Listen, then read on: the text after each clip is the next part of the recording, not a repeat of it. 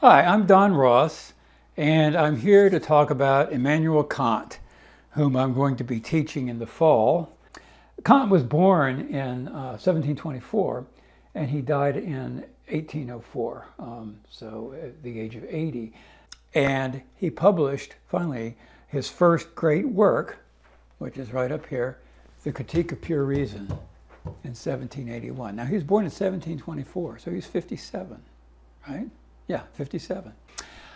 Here is a list of them, and what I've done is I have put up everything that we will be reading. Now, not all of any of, well, no, two of them we will be reading all of them, but most of them will be just reading selections. And as a matter of fact, we will not actually be reading anything from the Critique of Pure Reason. But I put it up there just because it's, well, he wrote three critiques, right? The Critique of Pure Reason, the Critique of Practical Reason, and the Critique of Judgment. That's what he's most famous for.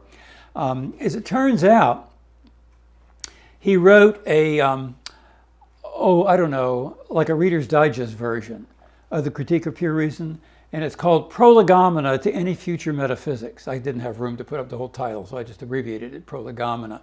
And that was shortly after he published the first, couple of years after he published the first edition of the first critique. So actually, since he wrote this, and it's a little easier going than the Critique of Pure Reason, it's this that we'll actually be reading. It's a summary of the entire Critique of Pure Reason.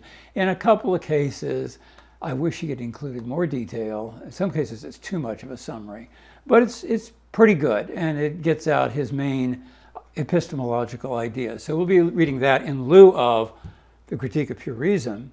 And then, related as the Prolegomena is to the first critique, the grounding of the metaphysics of morals is to the second critique, although this one was written before the second critique, but it covers the same ground as the second critique, and it's much, much better than the second critique. Really is a lot better. It's really one of the Kant is not known as a very great writer, but actually the grounding is very likely the best written thing he ever put together.